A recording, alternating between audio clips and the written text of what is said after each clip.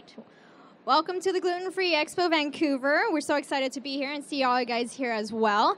We've been on a hiatus for 2 years because of the pandemic, so it's really nice to see everyone. Hopefully everyone got a chance to walk around, sample all the foods outside. There's lots of goods out there.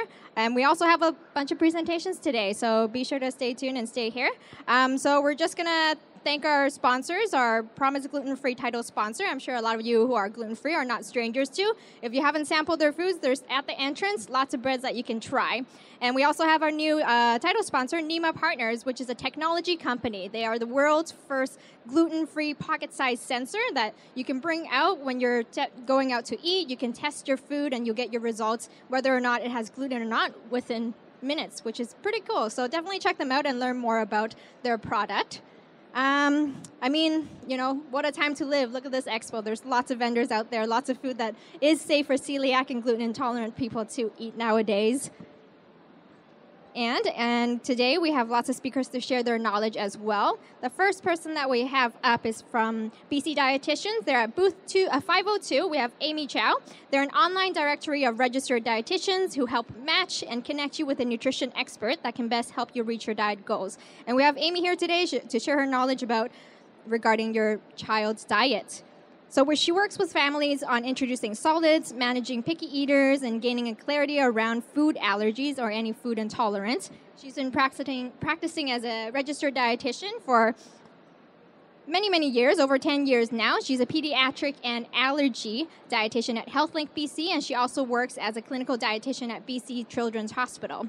And most importantly, she's a mom of a 7-year-old who's full of energy and always testing her boundaries. So she has a lot of real-life perspectives of feeding a child and getting them to eat. And she has lots of tips for us today. So please welcome Amy Chow.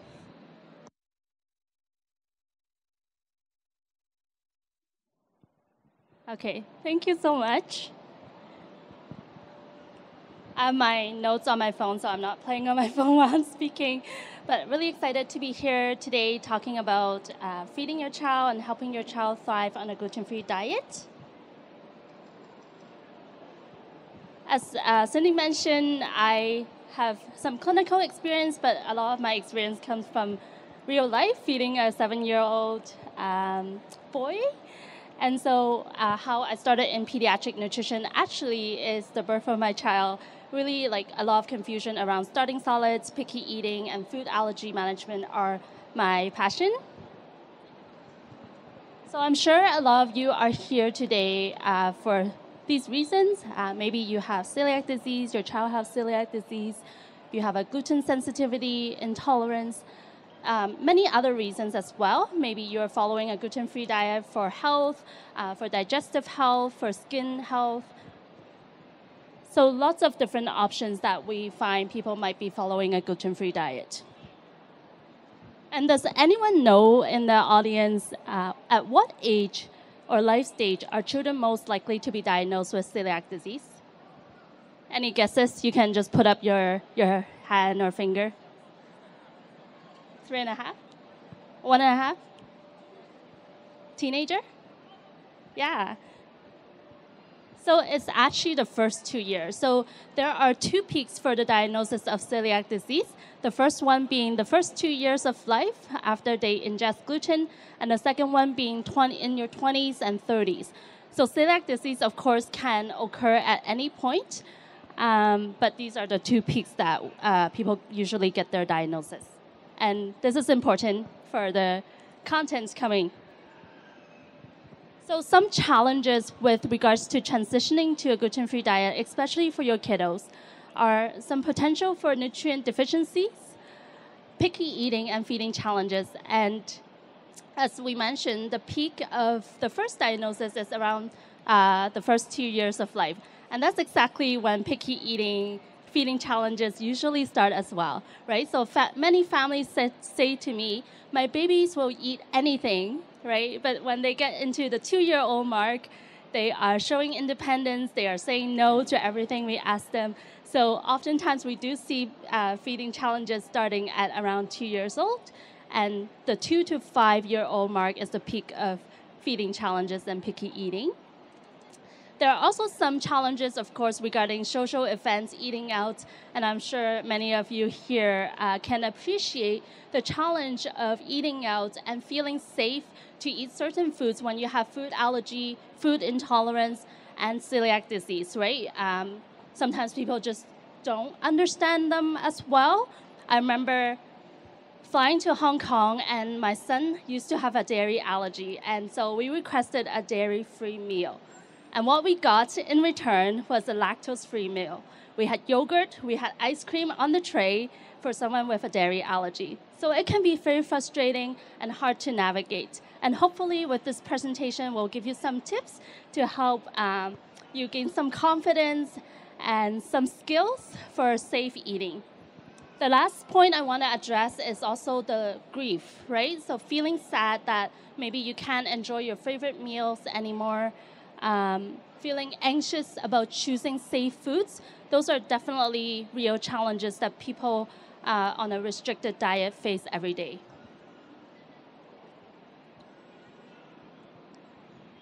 So today, I present to you 5 steps to help your child thrive on a gluten-free diet. We're going to talk about optimizing nutrition, the importance of substitutions versus elimination.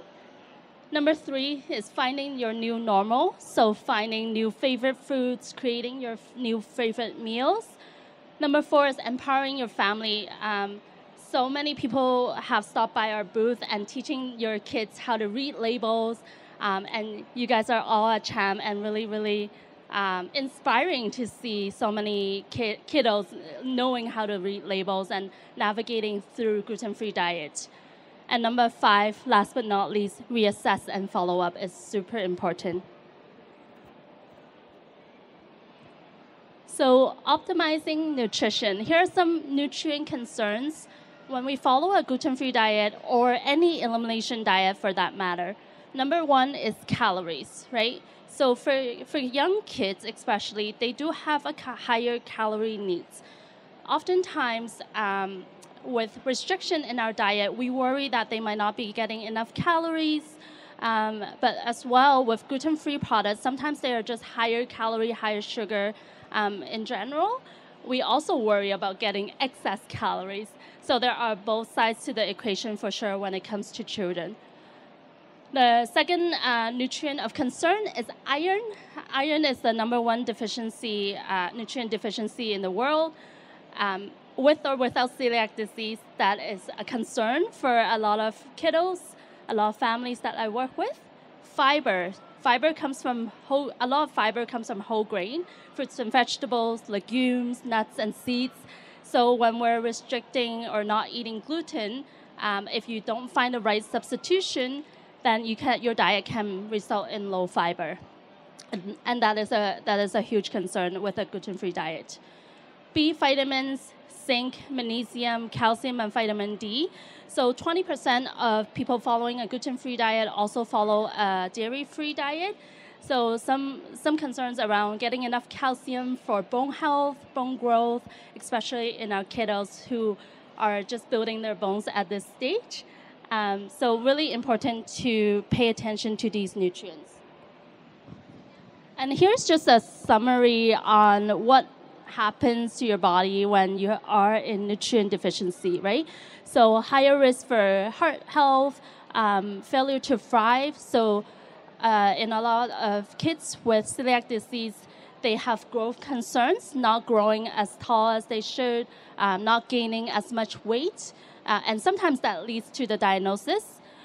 There could be anemia, as we mentioned, iron deficiency anemia is huge, but as well as low in vitamin B, osteoporosis, not building strong bones, bone fracture. And so there can be a lot of implications to nutrient deficiencies. And I always like to talk about substitutions versus elimination, right? Because when you hear a lot of talks, a lot of diets, they tell you what to avoid, but they don't tell you what to include. And I think that's such a huge problem, right? We know to avoid gluten, we know to, avoid your brown bracket tea, barley, rye, oats, wheat, triticale. But what should we include, and why is that important? So here on the second column is the elimination of gluten and maybe dairy. So if we don't substitute the cereal, we don't substitute bread with an option or crackers, cheese, some of the kids' favorite meals, spaghetti and meatballs, then we can become deficient in certain nutrients, but also quality of life. And so I'm glad all of you are here today exploring new products, because hopefully you'll find better options for your substitutions that can also contribute to some nutrition benefits, nutrition needs, right? And also quality of life is so important.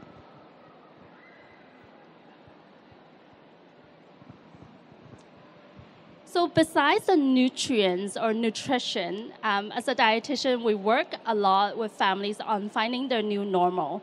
What does that mean? Right. So with transitioning to a gluten-free diet or transitioning to any restriction, we want to be able to explore new foods, new recipe as a family. It is so important to incorporate our culture foods, traditions, right? So we have families that are Italian, maybe they grew up eating pasta and all of a sudden they have celiac disease, or they are avoiding gluten because they are intolerant. How can we help these families find their new normal and create their new favorite meal? We want to focus on addition versus restrictions, right? Recreate some of the favorite meals with your child, experiment, keep an open mind and try new products, and being able to enjoy family meals still with special diets around the house is such an important life skill to have.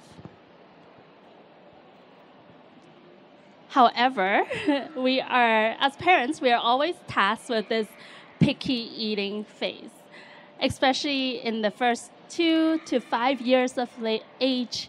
Our kiddos gain their independence. Maybe they're scared of trying new foods. Maybe they're tired of eating the same food over and over again. And they definitely are developing their personality, right? So a lot of no's to our questions, a lot of no's to trying new foods. So this is my concern as a pediatric or allergy dietitian, is how can we help these kiddos explore new foods and being willing to try new foods so that they can get the nutrition they need. Sometimes it takes a little bit of experimentation. I'm sure if you try the regular bread versus gluten-free bread, there's definitely a difference, right? In the taste, the texture.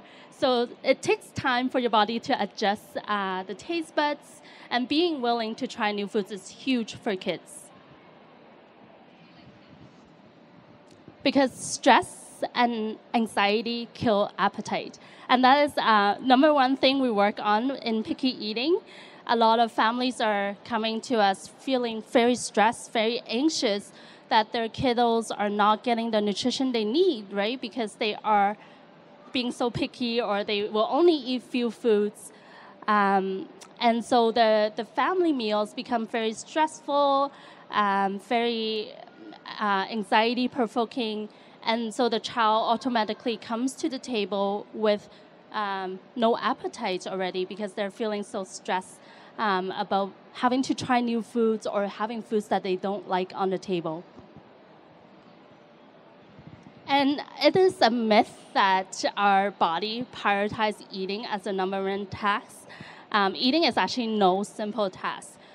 There's a lot of steps to eating. So in this chart, it shows 32 steps to actually eating the food. When we're trying new foods or foods that your kiddos maybe not liking, they really have to tolerate the food being in front of them, right? I know some kiddos, they will freak out right away if they see a new food on their plate. I know my son, he hates mushroom. Every time there's mushroom on his plate, he's like, why did you put mushroom on my plate? I don't want to eat this, right? So they have to tolerate that food, first of all, before they can eat it. Secondly, they need to interact with the food, maybe with utensils, with their hands, with their smelling, touching. Before they are able to taste it, maybe they are able to taste it and spit it out, feeling safe to do that before they actually get into eating the food. So there's lots of steps, especially if you have a picky eater in the house or having some challenge introducing new foods. I really highly recommend working on some of these steps. So sometimes we work on like having the child put the food into the parents' plate, or having the child feed the parents so that they interact with the food, or having the child help with cooking, right? And this expo is a good example. I feel like having the child try new things like in a fun environment versus the stressful mealtime that might be happening at home.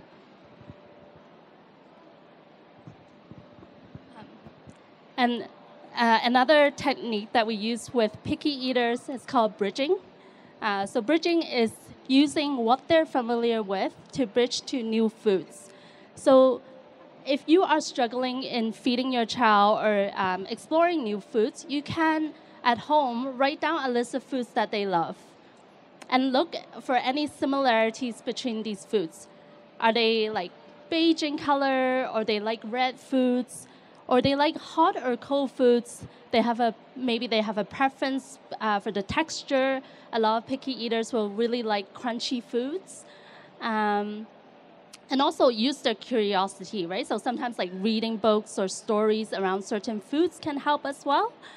So really exploring the idea of bridging, using what their preference is like to help bridge them to try new foods. One really good example that I love to use is using dips or condiments, right? So if your child's favorite dip is a yogurt, you can use that for them to dip other foods and try new foods that way. So thinking about what your child is already accepting, what do they like, and bridging the new foods from there. As well, like for bread, for example, right? If they like their bread toasted, toasting the gluten-free bread could be a good idea. But if they're used to not eating toasted bread, giving them a taste of the non-toasted gluten-free bread might be a better idea. Or if they like peanut butter, putting peanut butter on the gluten-free bread could be a very successful way to introduce the gluten-free bread option.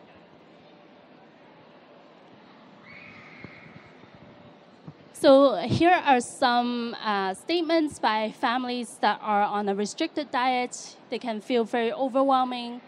It can feel like a burden to be asking questions all the time, questioning every product, questioning every time we eat out in a restaurant, and definitely challenge adjusting to the new flavors, right? And as parents, I'm sure you have asked this question: what do I make for dinner?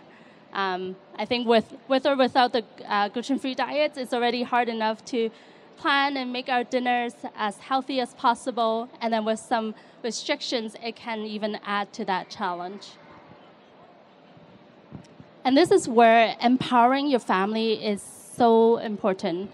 And I'm glad that many of you brought your kids here today to explore these products, to engage them in label reading. We're doing a label reading trivia at our booth.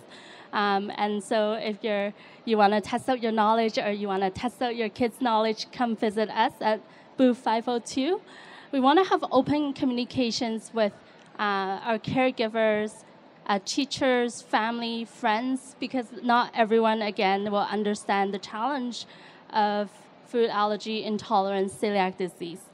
So it's always good to collaborate, ask questions, but be careful of being hypervigilant, right? So we want to reduce the anxiety. When we gain knowledge, confidence around label reading and the gluten-free diet, how to manage that, we can also feel less anxious about eating certain foods. And last but not least, seeking out professional support. So that might be your doctor, your pediatrician, your gastroenterologist, allergist. They might have, there's always new updates in the allergy world, and even in celiac disease, there's always new updates, new research coming out. So staying up to date with that and having that professional support is really helpful for a lot of the families. And last but not least, keeping an open mind. And I talked about this earlier in the presentation, especially when it comes to food allergy or intolerance, things can change over time, right? So sometimes kiddos grow out of their intolerance or food allergy.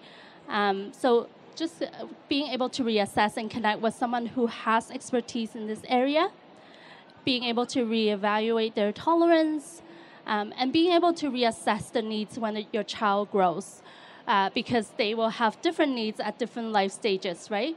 So, for example, their calcium needs really increases as they move into the teenage year because they're really building their bones at that point. The iron, right, increases by age 4 because they're going through a growth spurt.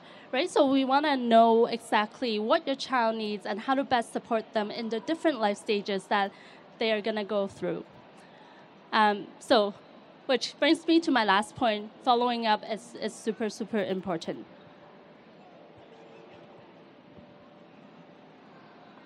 And as Cindy mentioned, BC Dietitians is a place where you can find a dietitian suited for your needs. We do nutrition assessments, evaluation, education. Sometimes dietitians can actually help you understand your symptoms, why certain things are happening, and help you reduce some of the symptoms. So, for example, a lot of people with celiac disease on a gluten-free diet may still be having symptoms. And the number one cause of that is cross-contamination. But secondly, there are other issues that might be going on, right? Secondary lactose intolerant, malnutrition, deficient in a certain nutrient, as well as, I lost my point there. But yeah, there just might be some other stuff going on, maybe other intolerance. Oh, the last one is constipation. So a lot of people aren't getting enough fiber in the gluten-free diet, so being able to resolve that can also help resolve a lot of the symptoms. Thirdly, we can help support growth and development, being able to meet your child's nutrient needs. Not only that, but helping you introduce new foods to your child's diet, support your child and your family's changing needs. Last but not least, reduce the risk of other health complications. And I'll end this presentation with this note. The only treatment for celiac disease is to follow a strict gluten-free diet for life. And this is so important because a lot of the families I work with, actually, they don't have a clear diagnosis. They might have gotten a blood work done, preliminary blood work that shows that the antibody is slightly high, and they are advised to go on a gluten-free diet. So you might be thinking, or you might be told, it's the same anyways, I'm just going to follow a gluten-free diet. But this is so important to get a clear diagnosis because it's life-changing, right? We need to be concerned about cross-contamination. We need to learn label reading.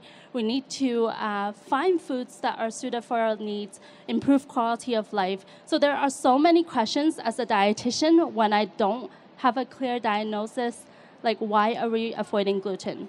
And you might be avoiding gluten for other things like intolerance, food allergy, and that's okay. But like understanding the reason so that we can take the appropriate steps and protocols to follow depending on the reasons that you're on a gluten-free diet for. My references. And our booth. So in our booth, we offer some free toolkit. The toolkit includes label reading cheat sheet. So what are some high-risk gluten-containing or naturally gluten-free products, but high risk for cross-contamination? We have a eating out checklist. So how can you eat out more confidently? What kind of questions to ask? And we also have a lot of high-fiber gluten-free recipes because, as we mentioned, fiber is one of the higher concern on a gluten-free diet. So come visit our booth. I think it's where the donut truck is, the same aisle. Come visit our booth for more resources, chat with us. Come for the label reading trivia. You will probably learn something that you didn't know. And we're also giving out some prizes there. All right. Thank you so much, Amy, for our presentation. So we're going to open the floor up if anyone has any questions regarding their child's diet or, gluten-free diet in general. If anyone has any takers, we can ask Amy now. Any questions? Oh, we got a question here. One sec. I'll give you a mic. Okay. Can you change? We just have one celiac child in the household. Is it safe for the other one to eat a strict gluten-free diet also? So the question is, one child in the household has celiac, but the other doesn't. Is it okay for both childs to be on a gluten-free diet? So that's a great question. I think a lot of it comes to the family's choice. It is definitely safe for one child to follow a strict gluten-free diet while the other child or the other family members eat gluten-containing foods in the house. There are some precautions though. So, for example, where you store your gluten-free flour, making sure that you're washing your counters, your cutting board, so that you minimize the risk for cross-contamination. But some families just find it easier if everyone just go on gluten-free to support that child. So I think what it comes down to is a personal decision, family decision on what works best for you. Yeah. Any other questions? Yeah, we got one here. Hi, I just have a question actually that ties to the same sort of question that was just asked. Our daughter, 3-year-old, was just diagnosed celiac, and we have an 8-year-old son as well. And I'm struggling with preparing foods for him that are rich with fiber, and unfortunately he's in the age where he's kind of picky for veggies and basically any other foods that would be full of fiber. So what suggestion would you have? I mean, he's following gluten-free diet as well at the moment, but I'm just doubting the decision. So I heard trouble following a high fiber diet. So she has an 8-year-old who's not gluten-free, and she has another kid that is. Yeah. Sorry, we just. Sorry, that my 3-year-old was diagnosed celiac, and so we as a whole family switched to a gluten-free diet.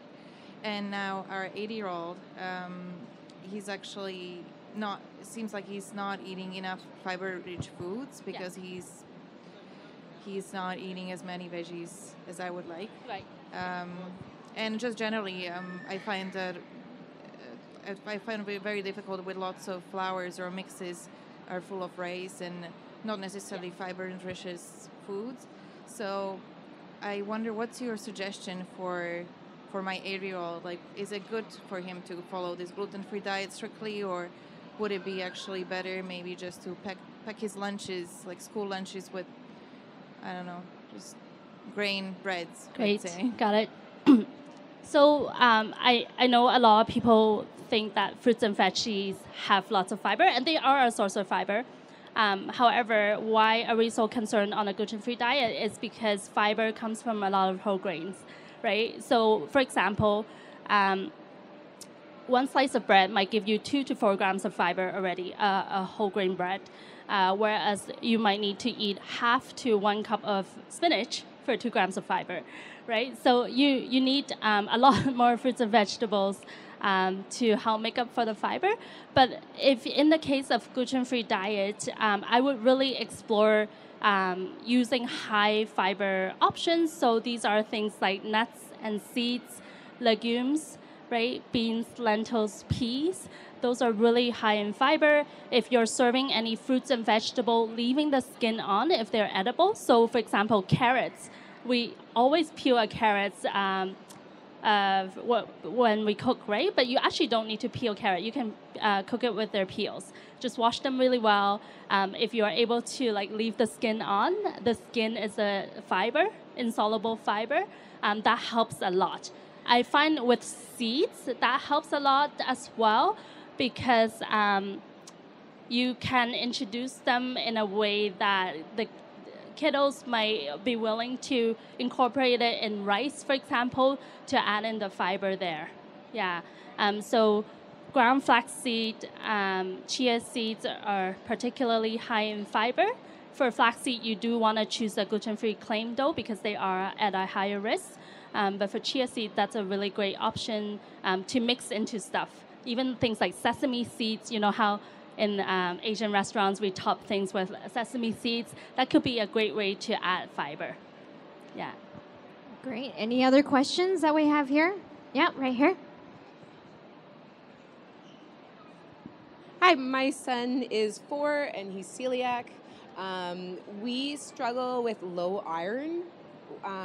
He's really picky, obviously, as well. What is your best suggestion for iron intake?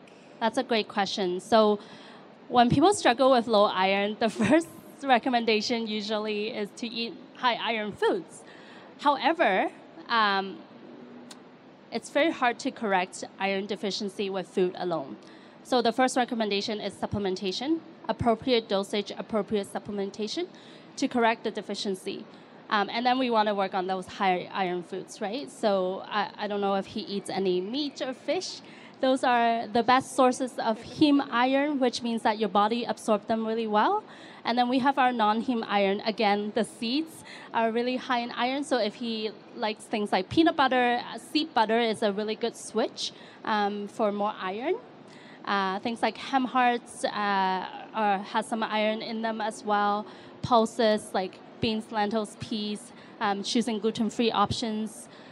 So those are some tips for increasing the iron in the diet, but you first need to correct the deficiency with supplement. Perfect. Any other questions out there?